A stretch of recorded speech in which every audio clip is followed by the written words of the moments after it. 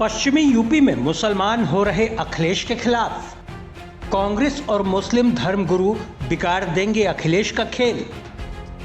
इमरान मसूद और मौलाना शहाबुद्दीन क्यों पड़े अखिलेश के पीछे? आखिर क्या खेल चल रहा है पश्चिमी यूपी की राजनीति में मुस्लिम वोट बैंक को लेकर? कहने को तो समाजवादी पार्टी और कांग्रेस एक गठबंधन में है, लेकिन उनके ही नेता आपस में एक दूसरे के वोट काटने में जुटे हैं। इमरान मसूद आजम की याद दिलाकर अखिलेश की मुस्लिम राजनीति पर सवाल उठाते हैं, तो मौलाना शहाबुद्दीन कहते हैं कि अखिलेश के पीडीए की हवा मुसलमान ही निकालेंगे। आखिर क्यों ऐसे बयान आने शुरू हो चुके हैं?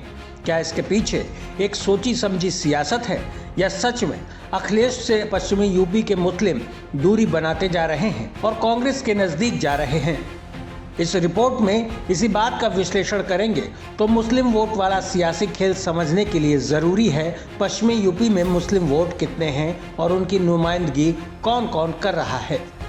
वेस्टर्न यूपी के 26 जिलों में औसत मुस्लिम आबादी 26.21% है, जबकि केवल 7 जिलों में मुस्लिम आबादी 40% से अधिक है। मुस्लिम मतदाता सपा, बसपा और कांग्रेस की ओर झुकते हैं। 2014 और 2022 ध्रुवीकरण और वोट बंटवारे ने प्रभाव को कम किया है। रालोद का जाट मुस्लिम समीकरण पश्चिम यूपी में प्रभावी रहा है। 2022 में जैन के भाजपा के साथ जाने से मुस्लिम समर्थन कम हुआ है।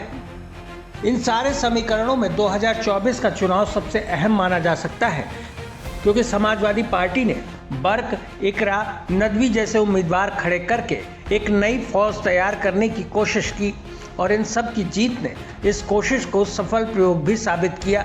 और इसी बात की चोट शायद कांग्रेस और दूसरे मुस्लिम नेताओं को लग रही है, क्योंकि अखिलेश अगर एक तरफा मुस्लिम वोट 2027 में पाते हैं तो कांग्रेस और दूसरे दलों के हाथ कुछ नहीं लगेगा और आजम जैसे नेताओं की सियासी ज़रूरत भी नहीं बचेगी।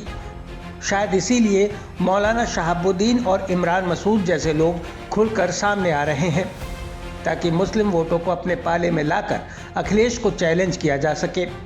अब ये रणनीति कारगर साबित होगी या नहीं, ये तो समय ही तय करेगा, लेकिन फिलहाल इसका कोई बड़ा असर होता नहीं दिख रहा। आपकी क्या राय है, हमें कमेंट करके ज़रूर बताएं।